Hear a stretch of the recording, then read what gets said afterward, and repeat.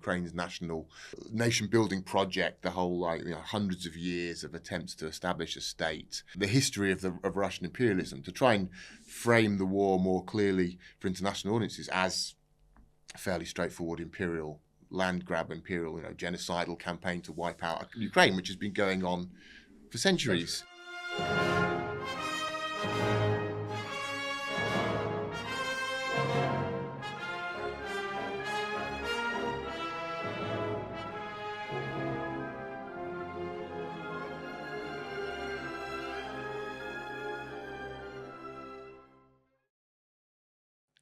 Hello, our guest this week on The Edge is Peter Dickinson. He's the editor of the UkraineAlert blog at the Atlantic Council, and he also does a number of other publications. Peter's been in Ukraine for 20 years plus, and he brings with him a depth of knowledge as someone who works within media here in both the run-up to, say, the Maidan uprising, through the interim period there leading up to the full-scale invasion, and since then. His knowledge base allows us to discuss a topic that is very much important, and that is the information space, messaging, where it is successful, where it is not, on both sides of the conflict, whether it is Ukraine in the West or whether it is Russia. So, Peter, thanks for coming along to On the Edge. You've been living and working in Ukraine for 20 some odd years, yeah? Yeah. And primarily as a journalist. As somebody who's a Ukraine-based journalist, you, I'm sure, have seen the networks when they parachuted in. And they came here in massive numbers at the beginning of this the full-scale war here, but now they've kind of petered off. What is your take on how the international press corps has kind of approached this conflict? Well, I think it's important to give it a broader view in terms of coverage of Ukraine going back like over that whole period to the 1990s. Sure. And, because it was a major issue, and it was actually a factor in how we got to where we are today. Throughout that period until like late 2021, I would say, it was almost the rule that coverage of Ukraine came via the Moscow bureaus. Mm-hmm. And so that was the case for American, for British media, also for the Germans, the French, the Italians, pretty much everybody. So whenever anything of note happened in Ukraine, a revolution, an election, a particularly large event, a Eurovision Song Contest, whatever it may be, they would send the guys down from Moscow, and you would see these guys coming to Kyiv, and you would meet them, and then they were very nice guys. Usually, I say guys, I mean men. It was predominantly men. It was but it was journalists. But of course, they were all coming down from Moscow. Now, if they're in Moscow, by definition, there's a good chance they're probably Russians. They probably studied Russian at university. They probably took Russian studies. They probably had a passion for Russian history, culture, and so their perspective on Ukraine was already kind of through this Russian prism, by definition, almost. And then you factor in, the idea that a lot of them, they may have a Russian girlfriend or Russian wife. Their friends, their social life is Russian in Moscow. They socialize with Russians. They work with Russians. They're consuming Russian information. Well, to a degree, yes. Not exclusively, but they have direct access to, the Russian media, which has a spin on it.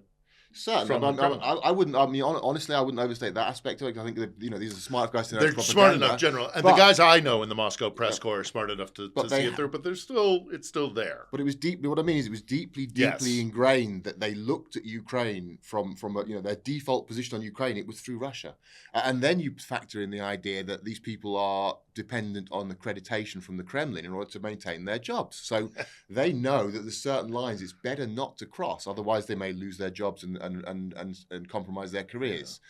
And so you put all these factors together, it was a real problem that the coverage of Ukraine throughout the whole period of independence until like late 2021 was very heavily covered by these Russian narratives. And they would put them in there in ways that they would not do in other issues. If you were covering France or Germany or any other country, you would not sort of impose these narratives from a foreign country. In fact, as now we see an enemy country, but certainly then it was already, it was a foreign country. But they would give them a lot of weight, and that coloured perceptions of Ukraine for many, many years. So one problem was the fact that Ukraine just didn't have a high profile. It was low profile. It wasn't on the radar. It wasn't seen. It wasn't known. And then the secondary problem, which perhaps arguably was larger, was the fact that this coverage was coming via this sort of Russian prism with this Russian baggage from Moscow.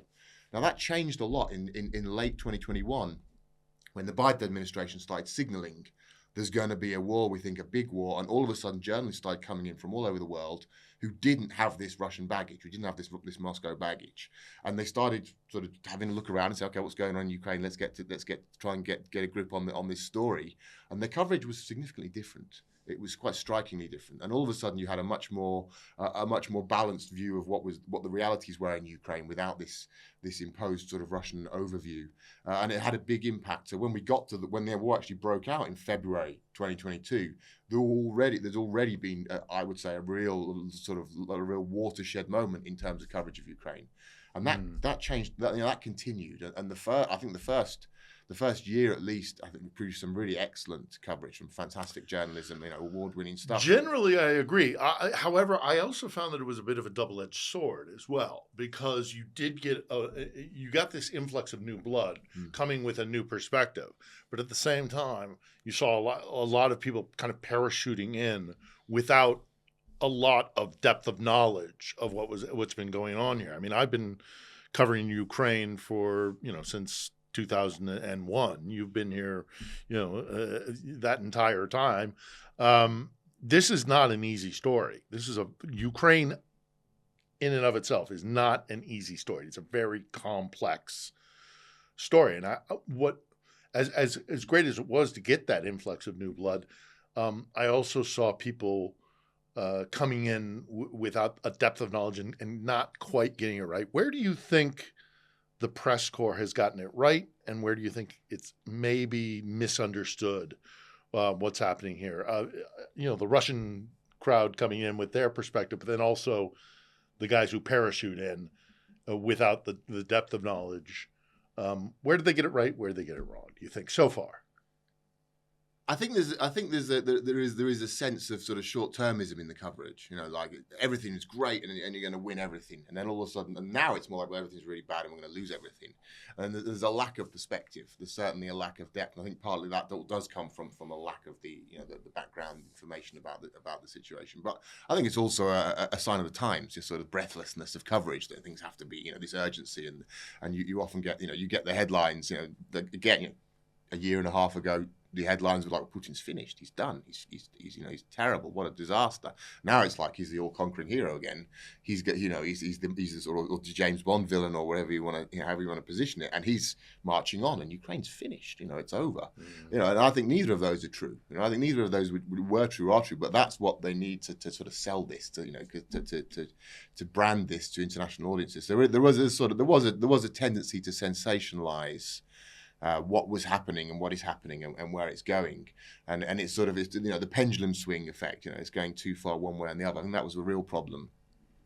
But generally speaking, as someone who's lived here for so long, just the fact that the coverage has been so comprehensive has been a real breath of fresh air. And I always I try to do whatever media requests I get, and I don't really mind talking to anyone. I think we'll probably draw the line with certain outlets, certainly the Russians, probably the Iranians, although they haven't actually invited me on. But as a rule, basically anybody, because I think it's important to get the word out there. But it always makes me cautious when I'm not seeing people, when I see interest drop down. And you can see it happening quite a lot now. I think over the last.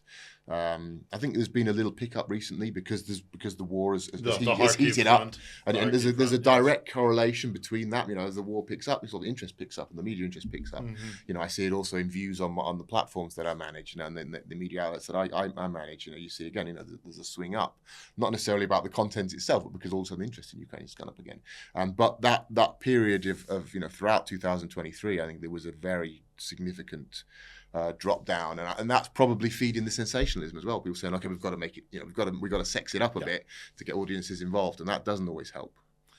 No, it doesn't. And I you know, in an environment where messaging is really important, how has your impression been of the messaging coming out on the Ukrainian side? And then we do know that there's this massive information infrastructure from the Russian side of things with disinformation campaigns and everything that they do to try and color the world perception. Has the messaging been adequate from the Ukrainian side, and has it been adequate enough to counter the Russian messaging onslaught, basically? Well, I think messaging is one of Zelensky's great strengths. I think he has as an individual. I mean, he's a showman. He's a show business guy. He's a showman. You would expect that to be his strong suit, and it is. I think he's been excellent.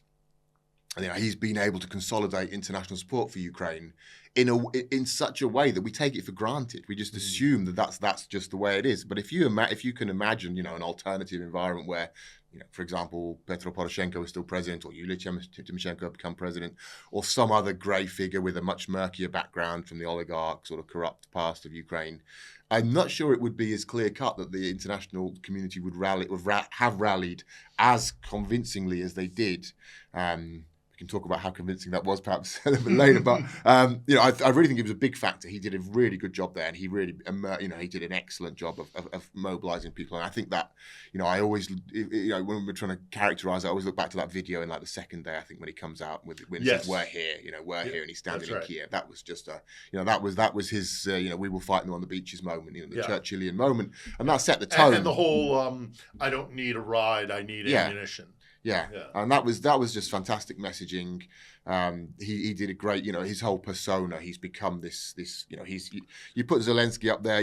Give me 20 politicians in the world today, and Zelenskyy amongst them, and show it to 100 people around the world. Probably he'll be the most recognizable. Maybe Biden, maybe Zelenskyy. It's going to be one of the two, I would imagine, especially if he's wearing his green T-shirt. So he's really got that brand now. And contrast that with every single Ukrainian leader that has existed from 91 until now. Show me a picture. Show your average Joe a picture of Yulia Tymoshenko. Tymoshenko maybe is the standout there, but certainly Kuchma, certainly Yanukovych. Show Poroshenko to your average Joe when he was in charge, and they would probably. But Zelenskyy, you're right. I think has codified that. I give him very high marks. Specifically for that. His communication skills and the way he's managed to mobilize support for Ukraine. In a broader sense, Ukraine's messaging, it can be mixed. I think there's certain things they do well, certain things not so well. I think they can be a little bit too aggressive in their messaging sometimes. How so? In terms of demanding aid, I think they can be. Of course they need to get it, but I think there's ways of doing it, and there is this perception of Ukraine as being a demanding case, expecting, and they need to be aware of that, or however unjust that may be, and they've got to play that game a little bit better than they do sometimes. And then when they express their frustration with not having enough of this or enough of that. I think sometimes they come off as appearing, ungrateful for what has already, which I don't get from the people on the street of you. And most Ukrainians I run into, when they find out I'm an American, even during that long stretch of time when America was withholding aid, I never got the sense of we're ungrateful or how dare you there's frustration and anxiety. But I never, in my daily interactions with Ukrainians, ran across somebody who said, screw you Americans, you aren't giving us what we need, sort of thing. It's always been kind of, what is going on? Yeah. What is going on with you people? Yeah. We're thankful for what we've gotten, but people are dying here, sort of thing. That's the attitude I got. And I agree with you. Sometimes the messaging from the officials or notables here kind of came across as a little tone deaf. It can be, it can be. I think that's an area where they need to be a little bit smarter. But generally speaking, I think informationally they've done quite a good job. I think they could have done a better job of telling their story. This is something I think Ukraine in general has struggled to do. Rather than trying to sort of claw back or debunk Russian narratives, tell their story, which is a very compelling story in my opinion.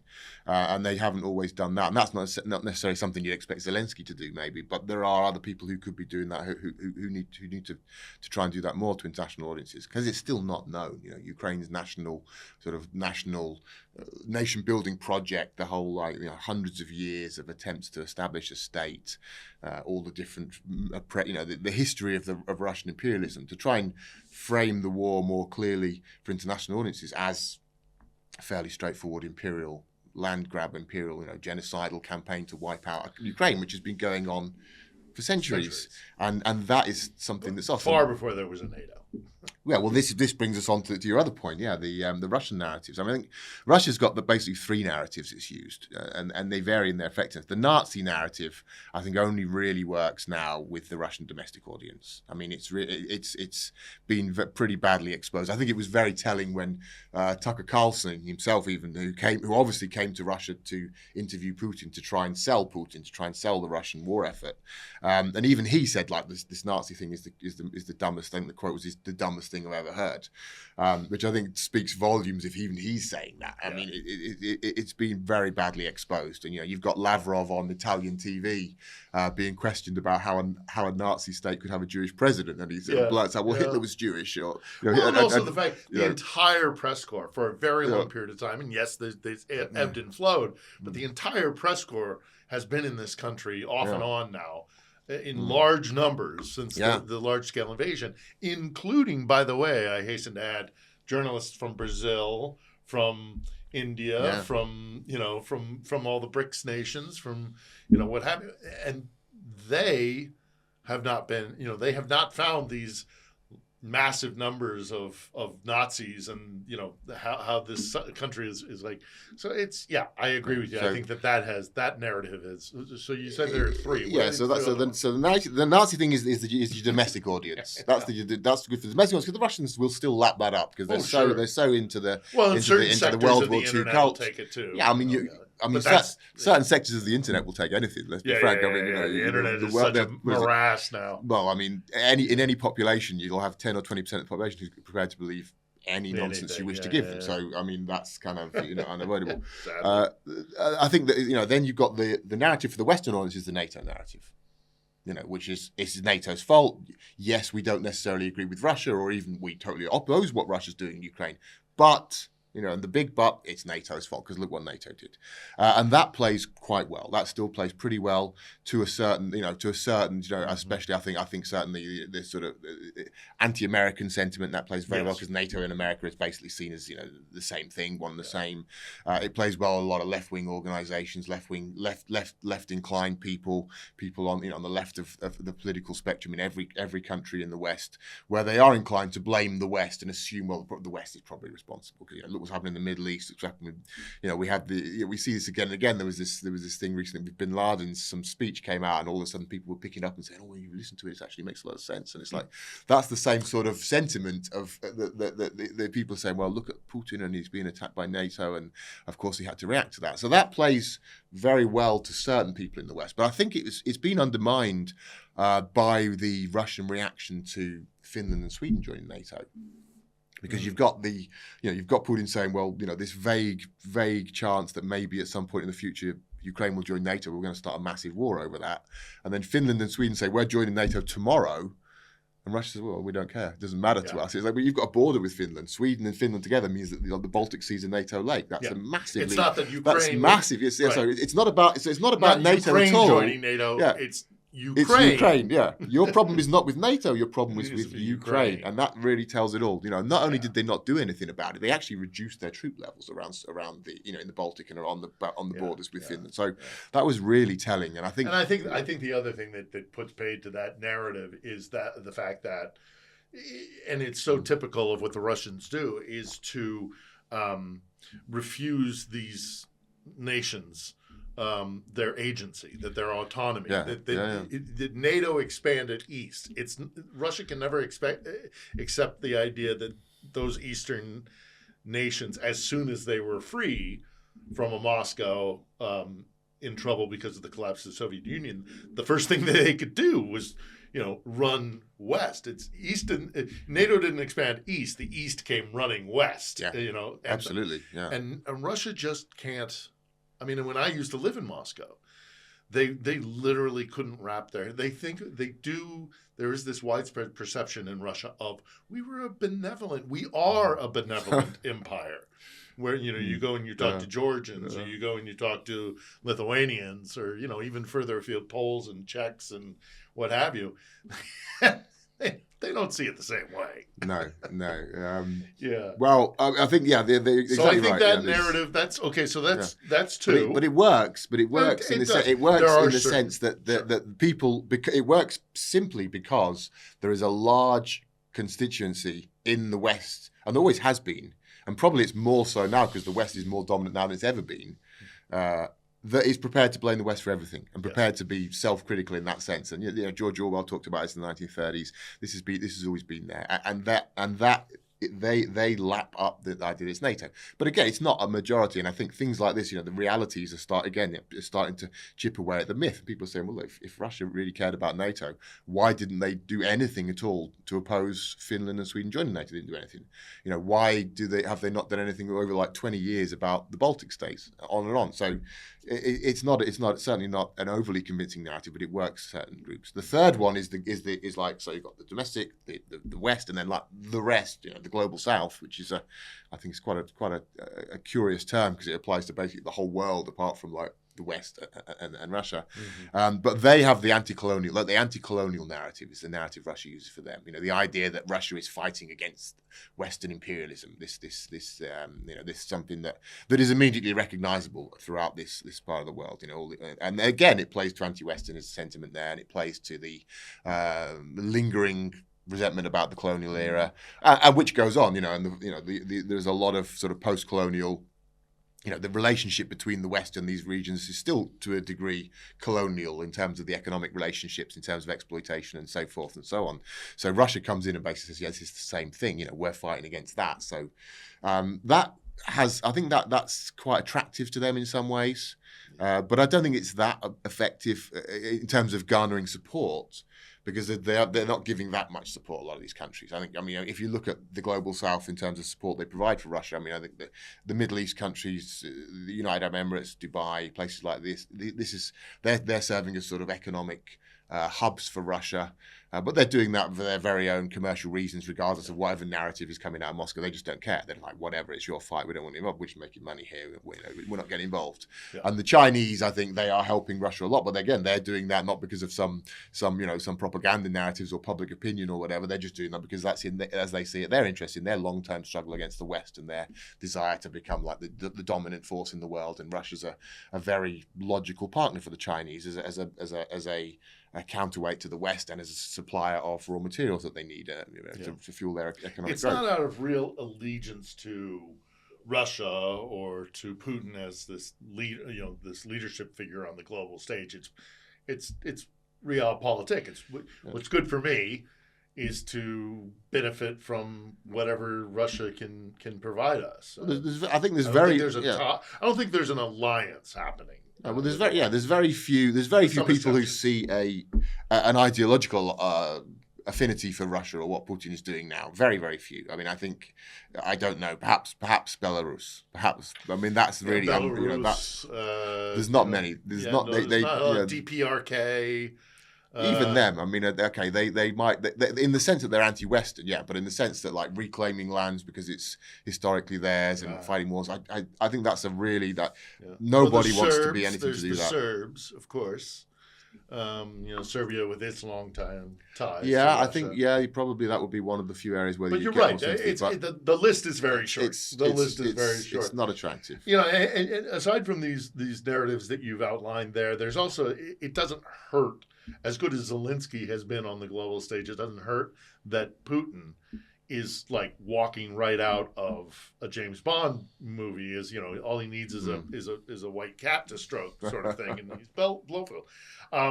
Do you think this war has woken up the West, certainly, but even maybe further afield, has woken up to the world may have woken up to the threat that Vladimir Putin presents? I think it's waking up. I don't think it's woken up. I mean, I think it's a very long process, and again that has a very long shadow as well. People have struggled to understand Russia for centuries, and they've misconceived it, and there's still a lot of misconceptions. There's still a difficulty in understanding the idea of Russia as an empire. The fact that it is, Putin comes out and says, I am Peter the Great. Now it's my turn. I'm going to reconquer all this land. This is Russian land. That's Russian land. This is all going to be part of Russia. We're taking it all back. Of course, the irony of them saying we're anti-colonialism when they're engaged in colonialism. And you'll still get people saying, it must be, it's about NATO. And it's like, guys, he just told you what it's about. He says to his audiences openly. He openly says this is Russian land. These are Russian people. Ukrainians are Russians. There is no Ukraine. There's never been any Ukraine. I think these concepts are so off the scale for most certainly for Western audiences, they just can't compute. They just cannot compute. They can't understand. Nobody has thought like that for decades, maybe even centuries. Certainly since the Second World War. Perhaps with France and Algeria there might be some crossover there, and you could perhaps argue about Northern Ireland and the British, but it's really marginal stuff. I mean, it's wild stuff. The idea that this is a country that's saying we are building an empire, we are conquering a country, and we are wiping out their identity and saying you're Russians and you're going to be Russians. And then then you talk you talk about the threat. Well, okay, so if Ukraine is historically Russian land, what else is historically Russian land? And then there's a long list of other countries that were part of the Russian Empire for a long period, for extended periods, from Finland, Poland, the Baltics, down into the Caucasus, Moldova, of course, all of Central Asia. There's a huge number of countries that would logically be part of that as well. And why is Ukraine part of that and they're not?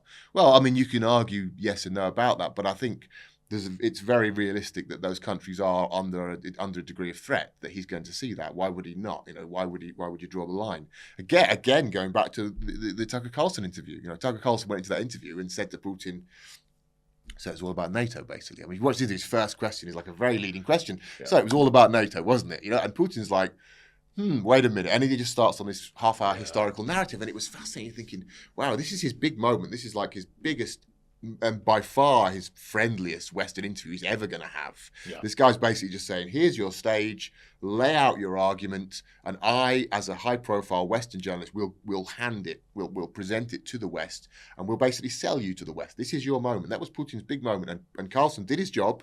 He did what he said he would do. He gave him the stage, and he said, it's NATO, please, tell the NATO. Yeah. And Putin was like, no. And he went off on his history thing, and it was like that was a conscious choice. That was like Putin saying, "I've got my moment. I'm going to use it to go on this rant about the 9th century, the 10th century, and he even brought documents from like the 16th century diplomatic exchanges, the 17th century diplomatic letters with Bogdan Khmelnytsky, correspondence. It's like, are you out of your mind? You do wonder, you think, at that point. Well, and it also plays back into what I was saying earlier as well about how this is not a place where you can just parachute in. And Tucker Carlson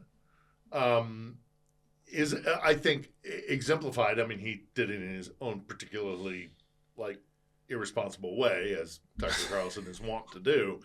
But it to my mind, it also exemplified this whole thing of you can't just wander into this topic. You can't just, as I say, parachute in. I mean, Putin goes on this tirade for 30 minutes in that whatever it is, however long it was. It was literally 30 minutes. It was literally almost 30 minutes. And Tucker is not properly prepared to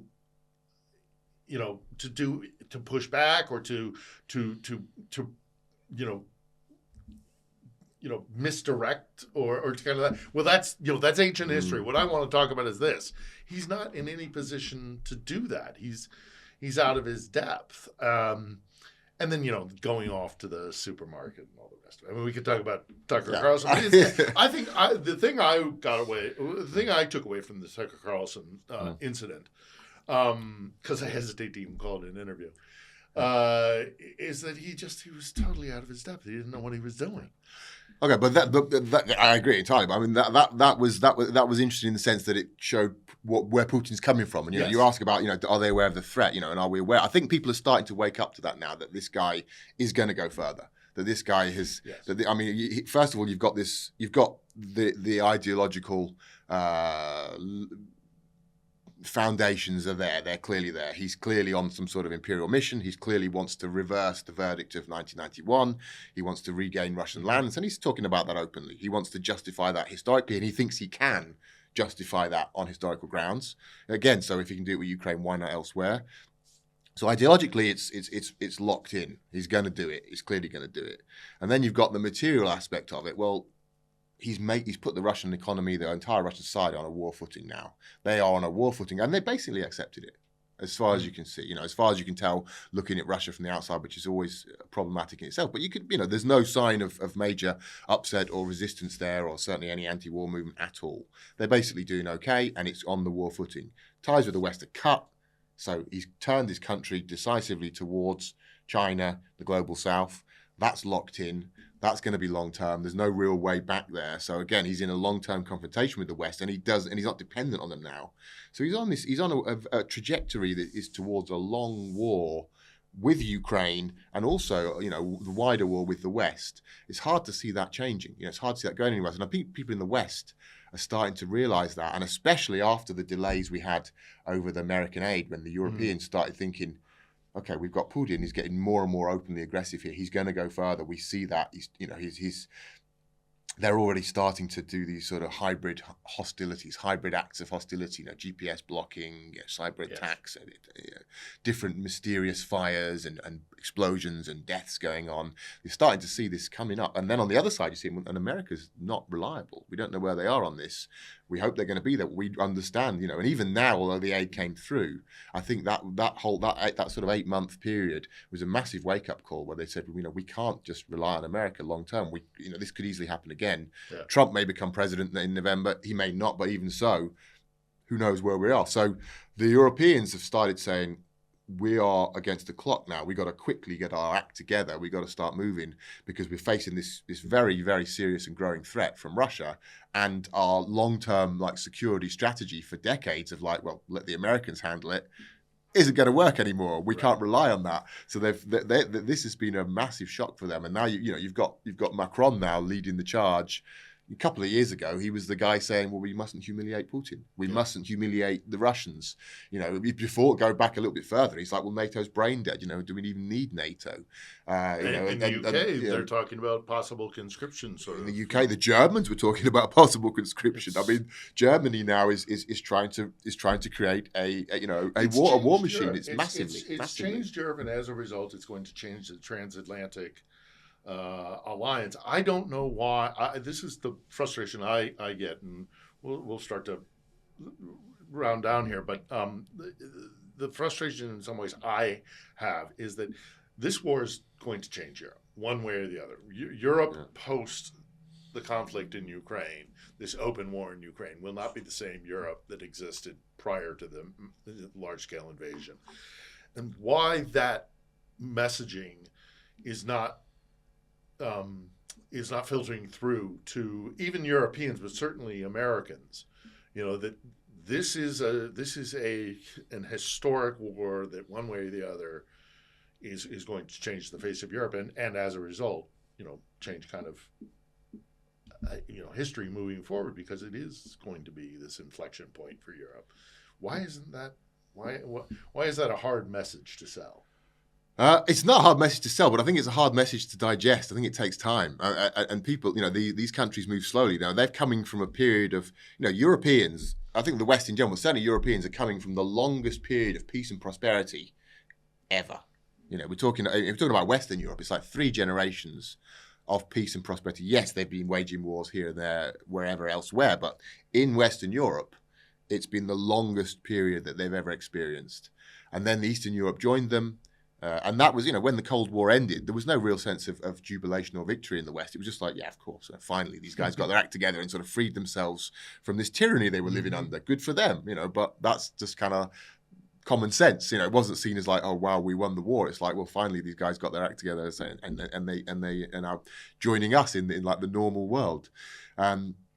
And so, to recognise that that's changed, that paradigm is gone. We live in a different world now. It takes time, and it's a very slow process. It won't happen overnight. You look at American perceptions of like, well, Europe's not pulling its weight. And it's like, yeah, you can show them statistics, and that Europe's more than pulling its weight financially.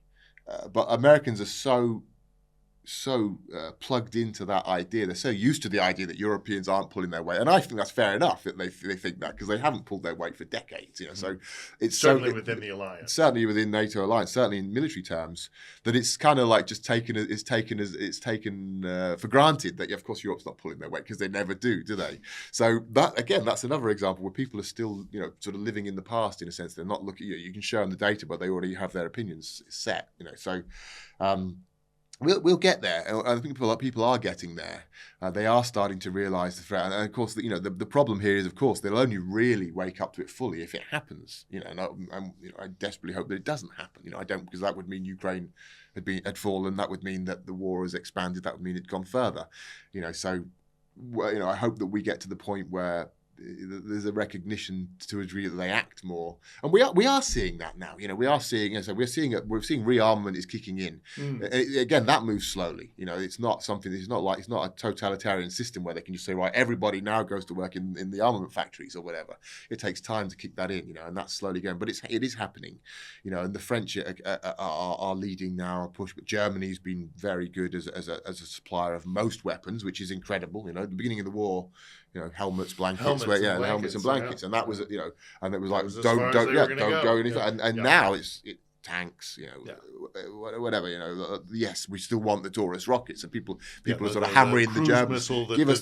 Give us these long range cruise missiles, and if you don't, you're a disgrace. It's like, well, think how far we've come to the point where Germany's being bullied by Ukraine to give them like long range cruise missiles. That's a big leap. We're going to see F-16s in the air before too long here. We're going to see the fact that we had, but also then the fact that the Americans had to put Abrams tanks on the ground here before the Germans would send Leopards. I mean,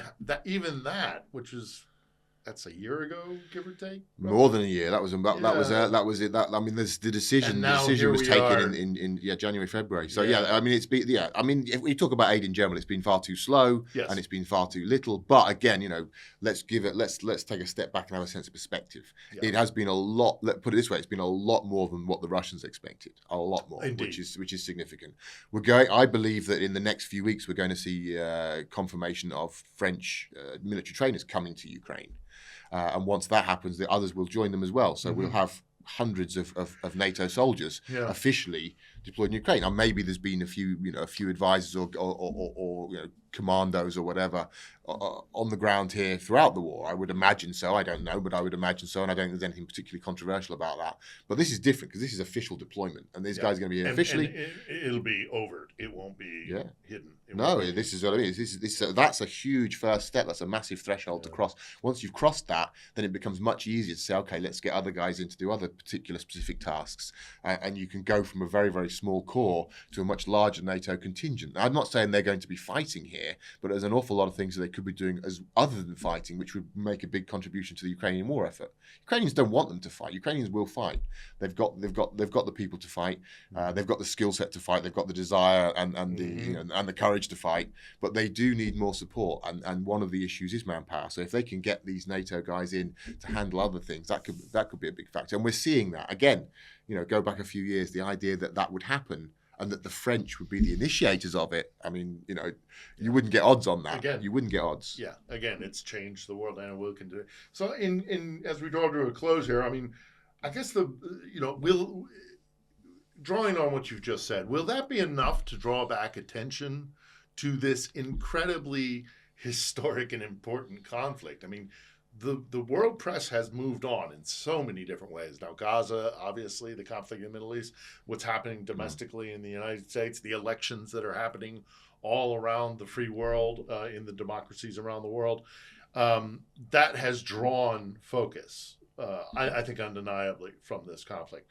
Will this kind of increase in international participation here, will that be enough to draw about? Or is there something we can do as the press corps, as messengers, as guys who are here on the ground in Ukraine, trying to keep Ukraine? How can we better draw the world's attention back to Ukraine, and also to get them to understand how incredibly important this conflict is in your estimation. I think that the last point is key. The idea of hammering home how important this is in terms of what would it mean if Russia were allowed to succeed. And you can define, you can debate what success for Russia would mean, keeping what it's got now, replacing the government in Kiev, taking the whole of Ukraine or more territory, whatever it may be. If Russia is not defeated, there's going to be huge ramifications for the international community, and they're not going to be welcomed. Once they're there, people are going to say, "Oh, we should have done something earlier. This is bad." Even in the best case scenario, all of European countries will have to massively ramp up their defense spending. Now they're quibbling over 2%. Okay, try 5%, try 6%. How you like that? So wait till then you look what that will mean for your infrastructure, for your hospitals, for your education system, etc.